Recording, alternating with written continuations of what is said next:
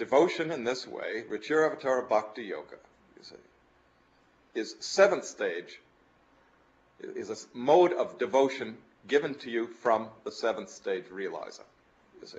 It requires recognition of me. It is participation in my state, response to my state, my person. So, effectively, as I described in the case of the perfect practice, I am Atma Murti, you see, the self, the divine self condition, the inherent, always already the case condition, the self nature of reality, self-manifested, avatarically given, avatarically shown in this form. If you recognize me, you tacitly feel me as such. You are drawn to this body in that sense, and ultimately this practice becomes perfect. This devotion becomes perfect devotion to me as that. So it's never merely fourth stage practice or conventional subject-object devotionalism in the fourth stage sense.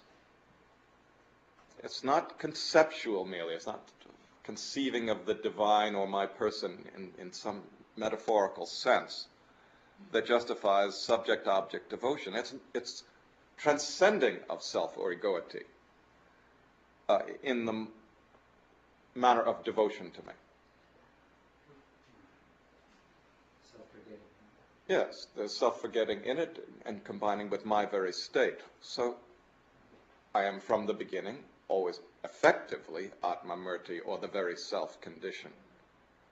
And you are attracted to me as such, as the bright itself, without using that word. You got to figure out what that meant, you see. It is a tacit matter, and ultimately it is shown, I am shown, in the most profound and perfect sense. It is a revelatory, self-revelatory process in turning to me. So it is a unique form of devotion, not merely conventional devotion. It is the mode of devotion that is truly this way, the way of Adidam, the way of my devotees. So you can't merely be following the teacher here, you see.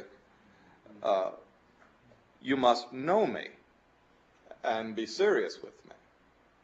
And therefore, if you ask me questions, as I've said tonight and at other times, you must ask your master the question.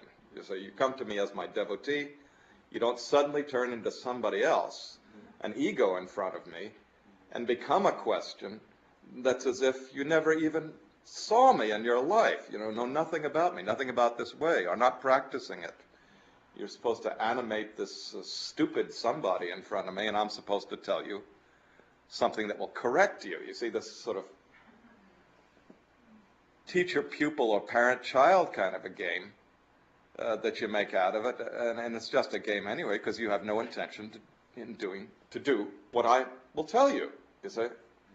You just want to get me talking. It's not that you're going to do what I say. I'm not your master. You're already being one who can't receive what I might say. So you must come to me, approach me as my devotee. That's the discipline, but it's not a self-conscious discipline. It's a self-forgetting discipline.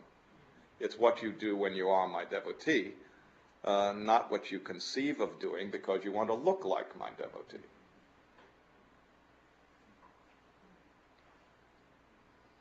So my devotee might have a question on some occasion. Those who aren't my devotees are questions. Those who are questions should be outside the temple door.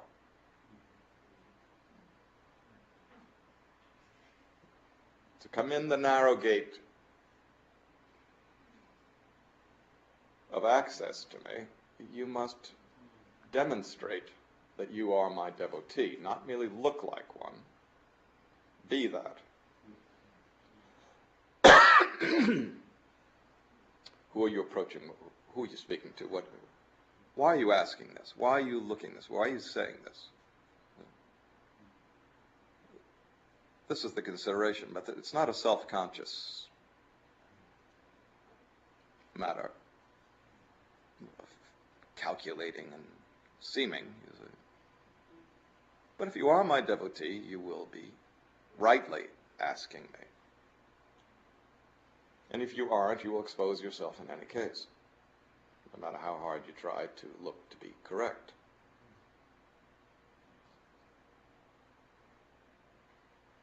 One of the ways you prove that you aren't really my devotee is by being altogether correct.